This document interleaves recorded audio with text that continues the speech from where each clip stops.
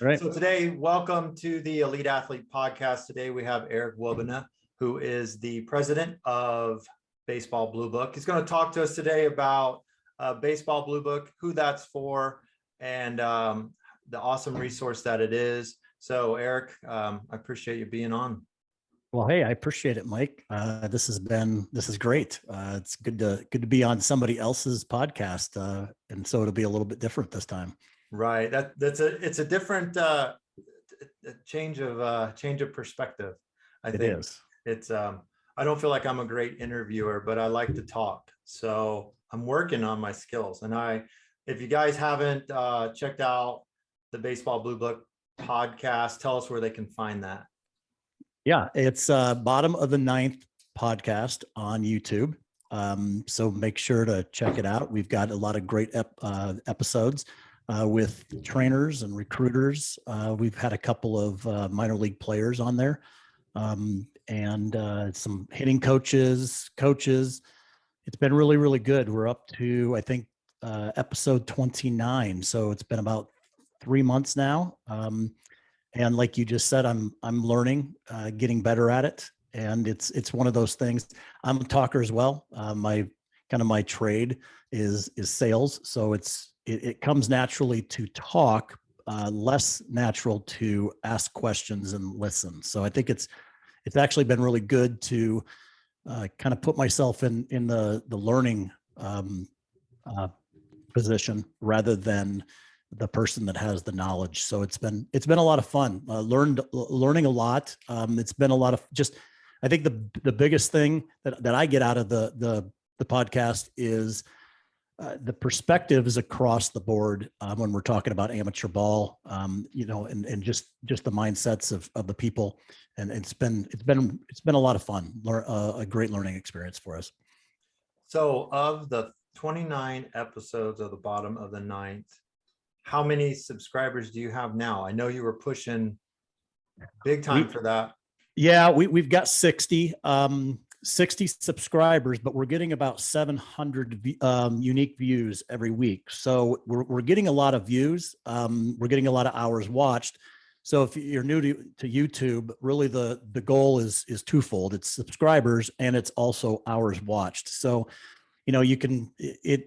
it really depends. Ours are a little longer. I think what I'm doing now is between the 35 and 40 minutes. I was up to the hour plus.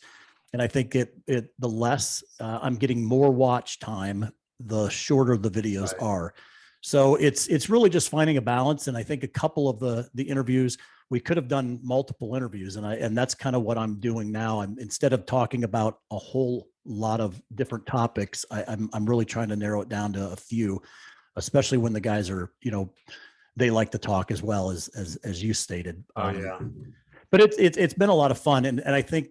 My wife has been doing YouTube for a while. She has over 3,000 subscribers on hers, and watching what she did over the last couple of years, I think they say the first 100 are the most difficult. And then once you hit 100, it really starts ramping up. So, it's just a matter of, it has to do with the guests as well, at least initially. You try to bring in guests that have some pretty big followings.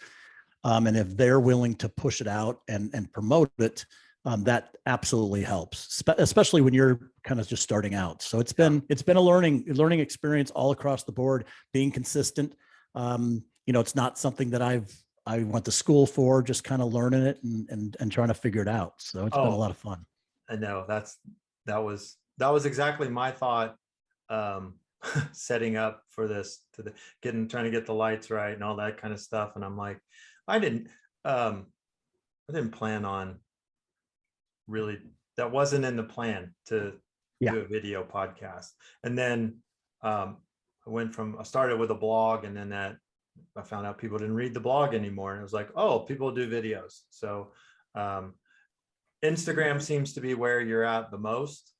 Yep. So why don't you tell us where they can find you on Instagram? Because I know I pretty much every day, Baseball Bluebook and the podcast, the Bottom of the Ninth podcast, is in my stream. So tell people where they could find that as well. Yeah, you can find so YouTube Bottom of the Ninth podcast, On Instagram, we are at Baseball Bluebook, Facebook, Baseball Bluebook, Twitter, Baseball Bluebook. So it's all the same. And then I do have a Twitter account, which is bottom of the ninth P. And that's where I've just kind of, it's my own personality. It's one of the things I'm learning from a social media perspective, you know, being the older generation and we haven't grown up with this. It's learning the tricks of the trade it's just very interesting. So the Baseball Bluebook Twitter account is really just the business. And then there's the bottom of the ninth P, which is really me just kind of making my own comments. And it's something that I'm really working to build up, just, you know, more of my own personal perspectives on things versus the business perspective. Today, it's kind of the same thing, but as you get bigger, you want to kind of keep those things separate. Right. You don't want to say something maybe controversial and have it linked to the business. And so and baseball is not real controversial. I think there's a few things that you've run into on Twitter, right, that's controversial. You know, one of the topics is, you know, a single sport player playing year round. You can get into some heated discussions on that. So I'd prefer to keep that away from the Blue Books perspective, right, and have it my own from the podcast side. So yeah, so those are the areas. You can find us on baseballbluebook.com, which is our website. And that really is the only thing that you can do there is actually download our app by just putting your cell phone number in there, clicking submit, and you will get a link sent texted to your phone, so you can download the app right there from the website. So awesome. Those are the only things we have. So let's talk about Baseball Bluebook. So admittedly, when we first started connecting, wasn't really I didn't really know what it was. And as you and I got to know each other and you explained that to me, a fascinating story. So why don't you tell us a little bit about what Baseball Bluebook is, but how it's been around a long time. Yep. And then kind of where it is, and then just kind of how you took over Baseball Bluebook recently. Or, okay. You know. Yeah, appreciate the question. The Blue Book is been around since 1909. And so it is almost as old as baseball. And it's fascinating story. The history of Baseball Blue Book is actually pretty cool. We've printed a directory every single year since 1909. I know of 2 people in the country that have all but one of the actual printed directories in a library that they have. Actually, my first interview on the Bottom of the Ninth podcast was with a gentleman that has all but one. And so it was very interesting. It's actually copies that I've never seen before. So looking at these copies from 1920, 1930, the print is completely different. The materials that they used, you know, I don't know if you've ever seen any old style print, but the letters and everything go all the way to the edge of the paper, just because the cost of paper was high. So they would use all the real estate on the paper. So it's very interesting seeing just the changes of just print alone.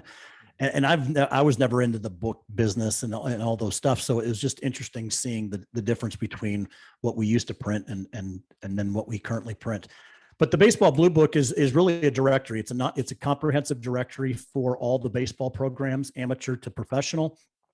We keep it updated every single year. It has coaches' information in there with, you know, now that it has emails and social media connections. We started adding those as those mediums actually started becoming available, but it typically was addresses and fax numbers, ways to get, you know, scouts to get a hold of college programs. So what we found is we had all 30 major league teams were our customers, and they would basically buy the number of books that they have as the scouts that they have. So between 30 and 60 books every year, the scouting department would purchase the books and then send them out to all the scouts.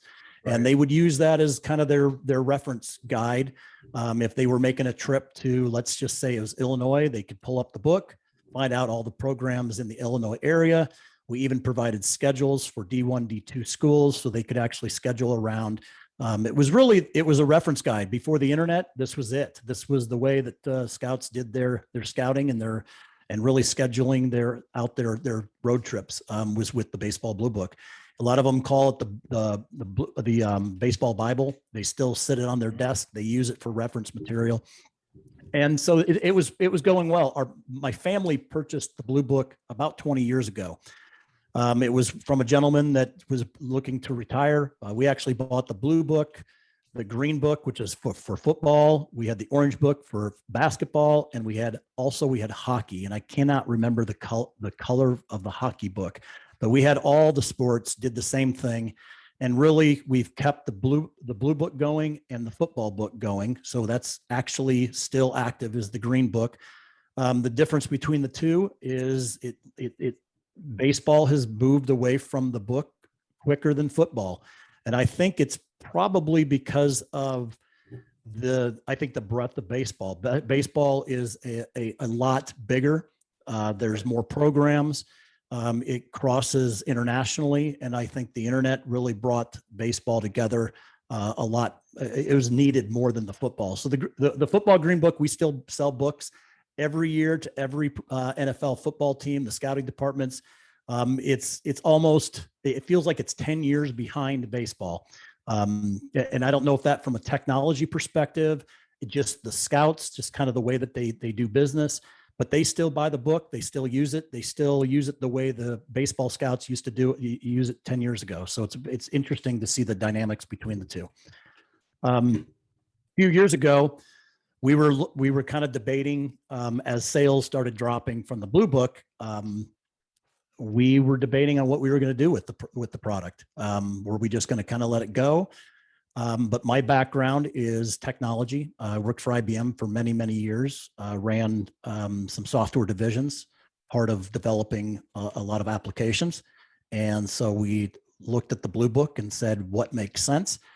So I hired a couple of engineers, talked about kind of the big picture plan of what the Blue Book could look like. And initially it was simply replicating the book and putting it into an app. And so we would continue to update the contact information and just allow people to have an app so that they can just take a look at the contacts that they needed. And it was right there at their fingertips. It was less expensive for us going forward because we weren't printing the books. It was less expensive for the coaches and the scouts because it was just an app. So they weren't buying the book. There was not a lot of value in that. A lot of the coaches and scouts had moved on, on using the internet, right? You could do a search on Google right now and find every coach that you needed. So it didn't really fill the gap, or maybe it was too late. We don't really know why. We didn't change quick enough. We didn't pivot quick enough. So we started adding other features to it. We started looking at the whole baseball industry as a whole, and really having a platform for the recruiting, for the marketing of products and services, and having the ability to reach out and connect to other baseball personnel, if you're a player or a coach or whomever, was really where we saw the real value. And so the Blue Book is truly a fully functional platform. And when you hear platform, people wonder what the heck is a platform versus just an app. A platform really supports a lot of different features and functions and usability across whatever use that you might have. So for the Blue Book, a player would be able to build their profile and actually build a resume. So starting out from very young, where do you keep all of your stats? Where do you keep all the videos? Where do you keep all of your training? All the stuff that kids put in and year out. They get up to that 16, 17, 18-year-old time frame, and all of a sudden they have what they currently have, but they don't have really any resources or references to what they've done and the progression that they've made. So the Blue Book is great for building out a profile, building out a resume, so that they can share that and use that for their recruiting purposes. For coaches, it's the ability to promote their programs. find the players that they need. For vendors, it's a great way to advertise directly to the people that you're looking to advertise to. So it's a mix depending on what your requirements are from a baseball perspective. And let me take a step back. And the real goal, Mike, was we saw that the top 5% of players and programs already had a lot of these things in place. You know, they had the perfect game, they've got PBR tournaments, they've got all of these things, but it really was geared towards that top 5%. And it was also based on money.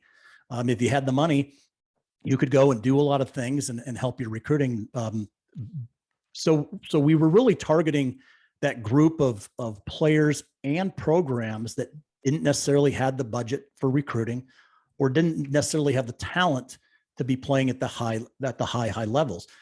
But when you got 8,000 programs out there, there's a lot of roster spots that are being filled with walk-ons. Yeah. So why not give people a platform that they can use to further their baseball career, whatever it may be. It may be a coach looking for a new opportunity to coach at a different place. It could be a player. So that's really what that was the intent of it. It's where we are today.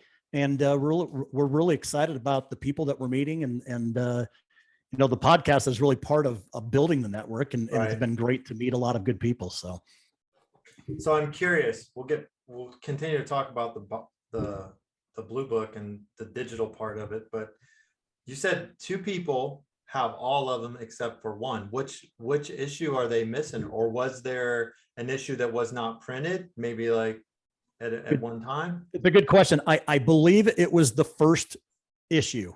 I think it's the first issue that he does not have. I also know that it was like 1934 is one of them that we're missing for somebody else.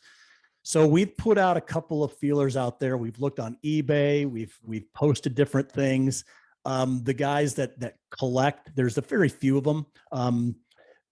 That we just keep reaching out to. It's funny because my dad has a lot of good connections with all the old time scouts, you know, and that's what they like to talk about. They like to talk about the book. They like to talk about, you know, it's kind of, they're excited about it. They're always going, hey, when's the new book? It's usually January, February timeframe is when we ship them out.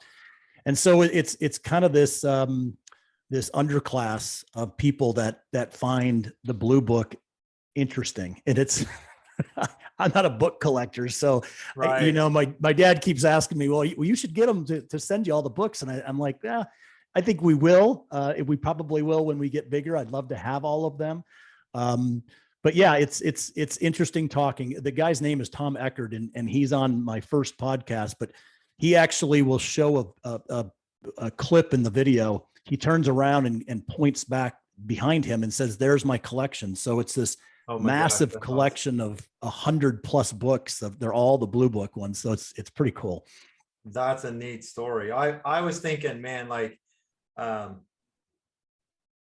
you know, I'm thinking a League of Their Own or something. Like there was some time where during the war or something that you guys didn't print it. And that was, you know, but you know, that's a great, because there's a couple of years that, you know, we had the strike, so we didn't play. There's a couple of years that we didn't play. You know, Mike, you bring up a great point. I have not done enough research to find out. When I say they have all but one, I'm whatever's published, right? It's probably everyone that was published. So, you know, it's a great question, and it's something that we probably, if I had a research team on in my business, I'd probably ask them to do that. That's neat. That's neat. No, I mean, you know, again, thinking about this, knowing how accessible information is, and you alluded to that, like right now, and it's digital. I'm trying to think,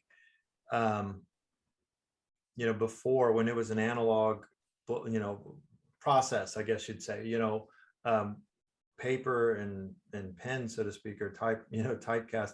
How long did it take on average to get that information to the books? Like, I mean, for us at PrepStar, we're constantly updating coaches. And then of course I call it the carousel, certain times a year where coaches leave, they get fired, they go on to new schools, and it's a constantly moving target. But I'm really interested in this. Tell me how long that took to kind of gather that, or. Well, no, it's great. Great question. Before we do that, I was going to show you this. This is the cover of the 1939 Oh, Blue wow. Book. You can see what the design was, and we've kind of changed the logo a couple times. This was sponsored by the Hellebroner Baseball Bureau in Fort Wayne, Indiana. We've got a picture of Doubleday on there. Yeah. This was the centennial edition, so it's just interesting talking about. So anyway, that's a big part of the Blue Book, is the updating of the data. Mm-hmm. And it's interesting because when it was hard to get the data, it was easier to have the communication with the programs. They were more willing to help us, which is very interesting. So back, let's just say before the internet, I was part of it when I was a kid, helping collect this. It was all by fax.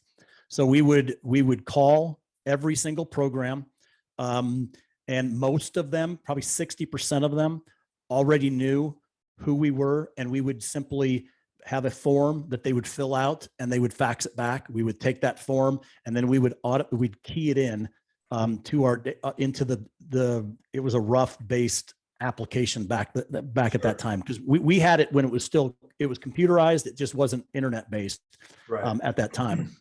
But we would have to go through, and we'd start right after the holiday. Actually, it was before the holiday break started, and get as much as we possibly can, because as soon as that holiday break ended, everybody was gone until middle of January. And then all of a sudden the scouts are going, wait a minute, we need this. We need our books February, March.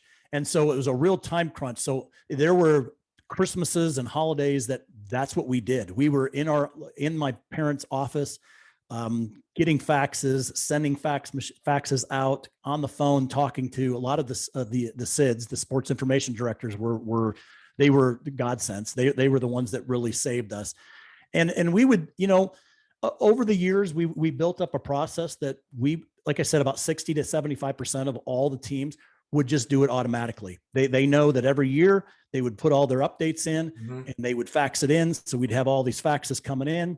The other 25%, we'd be on the phone, just picking up the phone, call them as much as we can to get as much information as we possibly could. And so it was, we always said it was the most comprehensive updated directory, but it was always point in time, right? That January, February, when we printed that book, it went to printers and we sent it out. There's no changing it, right? And so there were so many times that we would actually go to the ABCA conference. The coaches would come up to us, they'd buy a new book, open it up and go, well, information isn't correct. It's like, well, did it change in the last 2 weeks? Because we can't change it. And if it didn't, did you update it when you were supposed to update it? So it was a real balancing act as far as getting the information as fast as we can, because it had the print. We had to have the time of print, of binding, there's all that process. Today, it's completely different, right? As soon as we get new information, we go into the database, we update it, and it's automatically updated in the application. So it's great, but it's also a full-time job now. Now we don't have just a month that we're doing it. We're doing it 12 months of the year. Constantly. And so it's just constant. Yeah. It's a full-time job for a couple of people. And even then it's hard to keep up. I mean, there are so many, and we keep expanding. So we're in summer leagues now. We're in, when we say professional leagues, that could be, that's the in Nantucket area. It's the Alaskan League. There's a lot of different leagues that we are now providing that information. And just to get that information, it's tough. Yeah. So we do the best we can. We don't promise 100%, but we do the best that we possibly can. And we're starting to get coaches that are downloading the app, and then they'll send us an email and say, hey, we need this updated. And that's the best. The goal is for us to give ownership of the profiles to the coaches or to the programs so that they own them. And just like if you have a LinkedIn profile for PrepStar, there's somebody that owns the PrepStar LinkedIn profile. that needs to make sure that that's updated. Right. And then the individual people that have different profiles, then they're going to obviously, wherever they're at, they just keep, they own that profile, and they just keep it updated. So I do have one. I like my profile. So yes. And what we're changing now, it will be probably the first of the year. You'll be able to have your organization profile. And then you'll also have your own. It could be a Coach Woosley profile as well as the organization that you actually represent. So that will be nice so that you can do different promotions. So, you know, if you are a recruiter or a trainers are perfect, because if you have a training facility, you can promote the training facility and what's going on for the training facility. But then you can also, as an individual, you might be a coach as well, so that you need a profile just for that coach. Right. And that's what we're actually in the process of doing right now. So currently, how many athletes are in the? We have about 2,500. We're adding about 5 a day, which is really, really good. We just signed an agreement with the NABF. Not sure if you're familiar with the NABF. It's the National Amateur Baseball Federation. They have been doing business with the Blue Book for years. It's actually the oldest amateur baseball organization in the country, and it's based out of, I believe it's in New Jersey. The president of the NABF is located in Mississippi, but basically it's almost like an AAU type program. They've got teams from 8U all the way up to adult. They have over 150,000 players nationwide, primarily on the East Coast. And so we just signed an agreement with them to get all of the players into the book, all of their franchises. They do franchises, and then they have teams under the franchise. So you or I could own a franchise, and then we could have 5 teams under that franchise that we're ultimately over. That's kind of how they do the structure. But we're going to be doing the registrations for them. So every registration goes in, we automatically update our directory so that they can promote their program as well. So they have the NABF profile. They also have franchise profiles, and then they have team profiles, and then the players and coaches can have their own profiles. And then the Blue Book allows you to integrate all of those. So you can now be part of multiple teams or multiple organizations as a player or a coach, which is really cool because the networking component really works. It basically says, you know, I'm a player, but I'm on a traveling team. I'm part of this organization. I'm part of this high school. And so coaches and recruiters can see all that playing experience that they might have.